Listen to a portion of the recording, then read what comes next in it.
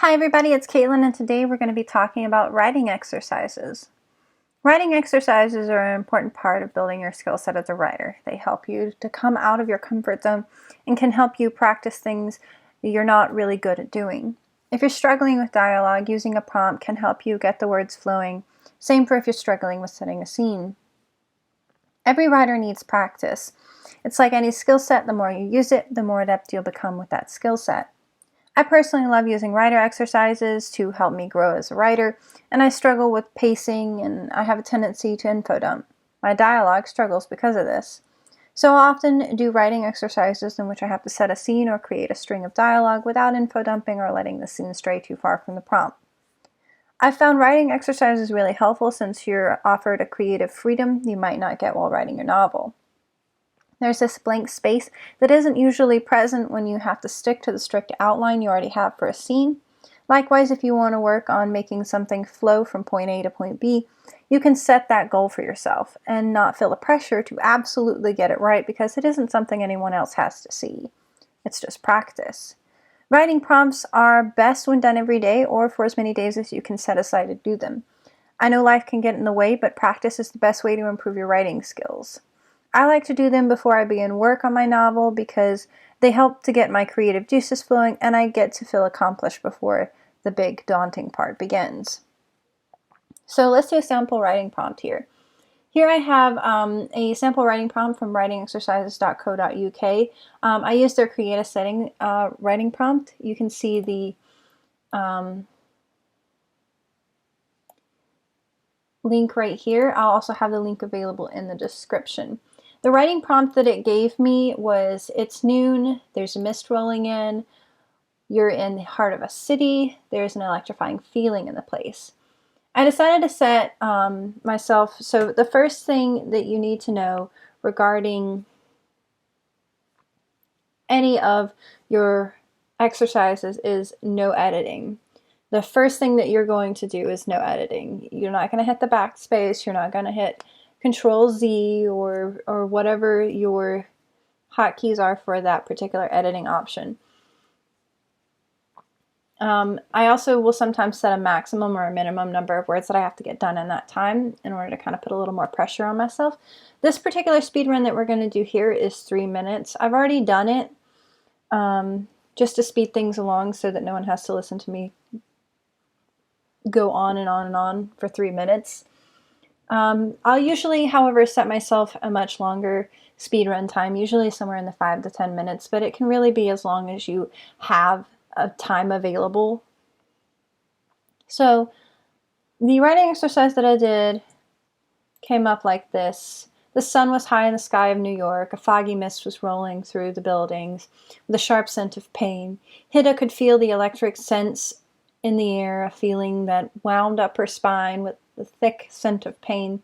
She huffed, pulling her hood over her face a little more firmly to hide from the coming rain. Noon, and it was already clouding over with the promise of something dark and terrifying. For those that are just listening and not looking at the screen, there are a lot of spelling errors here. One of the first things that you're going to want to do is make sure that you have your system set not to autocorrect because you want to see where your weaknesses are. The entire point of an exercise is to practice and to get better. And the only way that you can get better is by knowing where your weaknesses are. For me, I tend to get really fast and I'll write words that are jumbled up. I'll misspell things pretty easily. Like right here, I have tat instead of that. And I wrote cloudy instead of clouding over. It's really not the greatest exercise, but the biggest part of this is seeing where you need improvement. Now that we've got that down, we've got 82 words. We got 82 words down in 3 minutes. That right there should make you feel accomplished. The next thing you're going to do is edit. So I did not like the opening. The sun was high in the sky of New York. It felt very strange and kind of, it's me trying to pull in 2 writing prompts at once. So instead I put the sun peeked out weakly from behind dark clouds. We're going to set the scene later on that we're in a city. A foggy mist was rolling through mirrored surfaces of skyscrapers. with the cloying feeling of pain. Hida could feel the electric sense in the air, a feeling that wound up her spine lazily. She huffed, pulling her hood over her face a little more firmly to hide from the coming rain. Noon, and it was already overcast, the promise of something dark and terrifying looming. So we did a little bit of changing and actually ended up losing about 7 words. That is okay. After you've gotten that first bit down, you can come in and you can do your edits and you can decide what needs to stay and what doesn't need to stay. You know, a foggy mist rolling through the buildings ended up becoming a foggy mist rolling through the mirrored surfaces of skyscrapers. Instead of with the sharp scent of pain, I put with the cloying feeling of pain, because, you know, does pain really have a smell? And if it has a smell, and, you know, you've got to go in there and begin to describe why it smells that way. So we're just going to go with the feeling for right now. Hida could feel the electric sense in the air. That's me just straight up pulling from, there's an electrifying feeling in the place. That is okay in a writing prompt. You're trying to get the scene set as quickly as possible. For me, as I said, I tend to info dump. So trying to get that scene set for me really quickly is really the best option. A feeling that wound up her spine lazily. I actually did not like this when I was editing it, and decided that I was going to change lazily to something. But the biggest thing that we're doing here is trying to get through our edits. We're not trying to spend 45 minutes fixing one sentence. So instead of spending 45 minutes fixing this sentence and trying to find out other ways to explain a feeling winding up her spine and what that feeling is and how it feels, we're just going to say lazily, it works, we're going to deal with it for now, but we're going to leave a little note. Fix this so it reads more smoothly, so that we know we want to come back here later and we want to fix that. She huffed. That stayed the same, pulling her hood over her face a little more firmly. I did fix some spelling errors, more missed an E, hide missed an E, hide from the coming rain.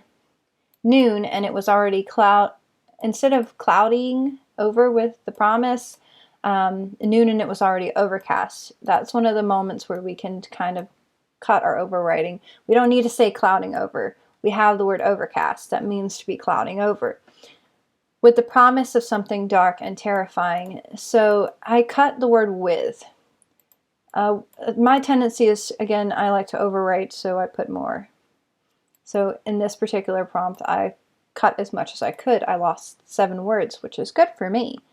But if you are an underwriter, this is the moment in which you can go in and you can begin beefing things up. You can add an extra word here, an extra word there to make it a little more cohesive. I did add 1 word, looming, because it just made this better sense of dread, which is what I was going for this. Anyway, that is the end of our video, our little writing exercise prompt. So thank you so much for watching. If you've enjoyed the video, daintily smash that like and subscribe button at the bottom. Follow me on Twitter, or consider giving my Patreon a gander. You can find links in the description, including links to writingexercise.co.uk, and I hope to see you next time.